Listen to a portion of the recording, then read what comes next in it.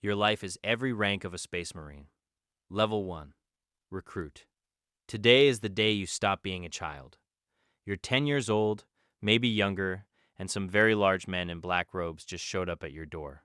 They weren't there for your parents, they were there for you. You've been selected. Scouts from the chapter identified you as a candidate based on your genetics, your physical performance, your psychological profile. Basically, you were born with the right ingredients, and now someone with a lot of power wants to cook something with them. You don't really get a say in this. Neither do your parents, technically. You're leaving with these men regardless of how anyone feels about it. Say goodbye to your home, your friends, your family, everything you've ever known. You won't be coming back. Not as the same person anyway. Level 2. Neophyte. Welcome to the Fortress Monastery. This is where you'll spend the next several years of your life being systematically broken down and rebuilt into something that barely resembles a human being anymore. The training starts immediately and it does not stop. You run until your legs give out. Then you run more. You fight, you bleed. You lose, you get back up. The older initiates hit harder than you. The instructors hit harder than everyone. You don't complain, because complaining gets you more pain, not less. The washout rate is brutal. Most of the kids who arrived with you won't make it through this phase. Some leave through the door. Others get carried out. Strictly between you and me, the ones who got carried out probably aren't coming back from wherever they went. You keep your head down and you keep moving. Now comes the part nobody really explains to you up front. The surgery. This isn't a couple of injections and a recovery week. This is a years-long process where the chapter's apothecaries implant up to 19 separate biological organs directly into your body. One by one, each one changes you in ways that are genuinely difficult to describe. The Ossmodula restructures your skeleton. Your bones become denser, harder, almost ceramite-like in density. The Biscopia floods your muscle tissue with growth stimulants so powerful that your entire frame begins to expand. You eat more than seems physically possible, and your body uses all of it. You get taller, you get heavier, you get stronger at a rate that would horrify a normal physician. Do you know what that means for your training? It means they just increase the difficulty. Of course they do. Here's what the implantation process actually looks like over time. Your secondary heart gets installed early. Now you have two. If one stops, the other keeps going. The Laramans organ means that if you get cut, your blood clots almost instantly, sealing wounds that would kill an ordinary soldier in minutes. The neuroglottis gives you the ability to taste the air and detect toxins. The Becher's gland makes your saliva acidic enough to burn through metal, which sounds absurd until someone is trying to capture you and you need to bite through your restraints. Yep, that's real. Each implant has a purpose. None of them are comfortable to receive. All of them are necessary. By the time the process is finished, your body is something the Imperium spent thousands of years engineering. You just happen to be living inside it. Level 3. Full Battle Brother. You've been inducted. The Black Carapace, the final implant, has been fused directly into your nervous system, allowing you to interface with your power armor as an extension of your own body. The armor isn't something you wear. It's something you become. When you put it on, you feel its joints as your joints, its sensors as your senses. It weighs hundreds of kilograms, and you move in it like it's nothing. You're also not sleeping like a normal person anymore.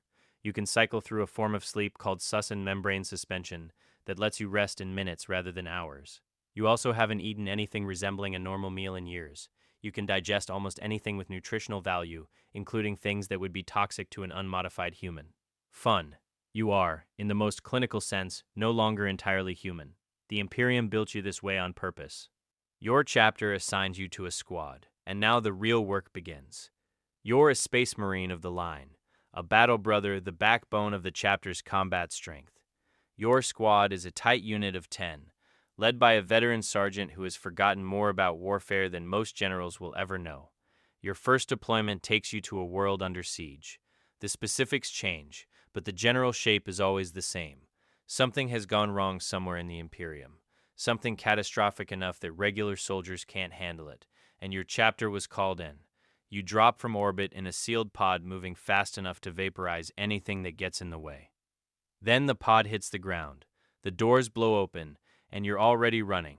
Combat at this level is not what stories make it sound like. It's fast, brutal, and completely relentless. You and your brothers fight in coordinated silence, communicating in short bursts over the Vox, moving as a single organism through environments that would be nightmares for anyone else. Enemy fire that would kill a normal soldier might crack your armor or slow you down for a second. It doesn't stop you. You push through smoke, through rubble, through bodies. You've been trained for this since you were a child. Everything about your physiology, your psychology, your entire cognitive architecture has been shaped around one purpose. You are a weapon. A precise, disciplined, extraordinarily lethal weapon pointed in a direction by people above your pay grade. What you don't fully appreciate yet, as a relatively fresh battle brother, is how long this is going to go on. Space Marines don't retire. There's no pension, no farm somewhere, no quiet life waiting at the end of service. You serve until you die or until you physically can't anymore. The good news, if you want to call it that, is that dying is harder for you than for most. The Imperium did not spend all those resources just to lose you to a stray last bolt. You can survive wounds that should be fatal and keep fighting. You've already done it. You'll do it again. After each campaign, you return to the fortress monastery. You maintain your war gear, you train harder than before, and then you go out again. That's the cycle. That's your life now. Level 4, Veteran Sergeant. Years have passed. Decades, maybe.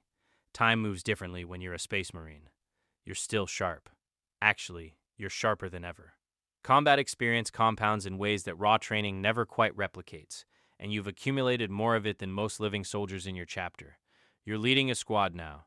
10 battle brothers who look to you for decisions under fire. That responsibility changes how you think. You're not just executing orders anymore. You're translating them, contextualizing them, making hundreds of micro decisions in real time that determine whether your brothers walk away from a firefight or get carried away from it. You take that seriously, every single time.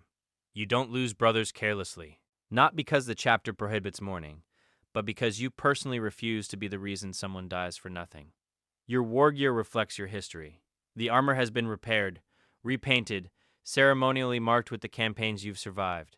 Certain pieces are centuries old. You know every scratch on them.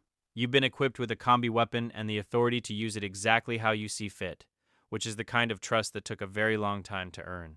Other battle brothers notice how you carry yourself. New recruits, the ones who just completed their implantation and are barely holding everything together, watch you like you're something mythic. You remember being them. You don't say that out loud. It wouldn't help them. What helps them is watching you work, seeing how a veteran functions under pressure, understanding through observation what survival actually looks like at this level. You let them watch. Level 5. Company Champion. You're not leading a squad anymore. Your role has shifted into something more specialized, more ceremonial in some ways, but far more dangerous in others. You are the blade of the company. When the chapter master or the captain needs a direct personal challenge addressed, when an enemy champion steps forward and demands single combat, your name is what gets called. You've been the finest blade fighter in the company for longer than some of your brothers have been alive. In formal engagements, you stand one step behind the captain and one step ahead of everyone else. That positioning is deliberate. It communicates something to the enemy before you've even drawn your sword. The duels are the part that the histories tend to romanticize. What they skip over is the reality of facing something that doesn't fight like a human being at all. Something with 4 arms, or a physiology that doesn't respond to wounds the way any training scenario ever prepared you for. You adapt. That's the whole job, really. You study your opponent in the seconds before the fight begins. You look for the way they weight their stance, where their eyes go, which limb they're favoring. Then you act before they expect it. You have won every single formal challenge you've ever accepted. That record matters to the chapter. It matters to you more. Level 6, Captain. You command an entire company now. 100 Space Marines, their vehicles, their support staff, their logistics, their morale, their spiritual integrity. All of it falls under your authority. The planning that goes into a company-level engagement is staggering. You're coordinating drop pod insertions, orbital fire support, mechanized assault elements, and close combat specialists all at the same time. Across terrain you've never physically stood on, against enemies whose capabilities you're assessing in real time from battlefield reports. This is not the simple violence of your early career. This is war as a system, and you're responsible for making it function. The chapter's chaplains keep the spirit of your men strong. Your apothecaries keep them alive long enough for that to matter. But the decisions, the big ones, those are yours. There are campaigns that go badly. You accept that. A captain who can't operate under failure isn't a captain for long. A campaign going badly doesn't mean you stop fighting. It means you adapt the objective. You protect as many of your brothers as possible, and you find a way to complete the mission even if it looks completely different from what was originally planned. You've made calls under fire that you'll spend decades reviewing afterward, not out of guilt but out of a professional obligation to understand what happened and why. You don't second-guess yourself in the moment. You save that for later, when there's time, when it's useful. During the fight, you move forward. Level 7. Chapter Master. This is the top. There's nothing above you except the High Lords of Terra and the Emperor himself. And frankly, one of those hasn't said anything in a very long time. Your chapter is your responsibility in a way that transcends any single campaign or generation of warriors. You are the chapter's living memory, its highest authority, its final word on everything from strategic deployment to chapter doctrine to whether a particular Marine gets excommunicated or elevated. You've outlived multiple companies' worth of brothers. You've watched generations of recruits come through the fortress monastery and either become something extraordinary or wash out entirely. Some of the veterans you command now were initiates when you were still a sergeant. That continuity is the chapter. You are its anchor point. Your body, even now, is still a weapon. Centuries of Astartes physiology have made you something well beyond the already extraordinary baseline of a standard battle brother. Your armor is a relic.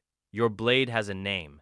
Every significant enemy you've faced in your career has contributed something to how you fight today. Some adaptation, some lesson, some adjustment built into your muscle memory through sheer accumulated experience.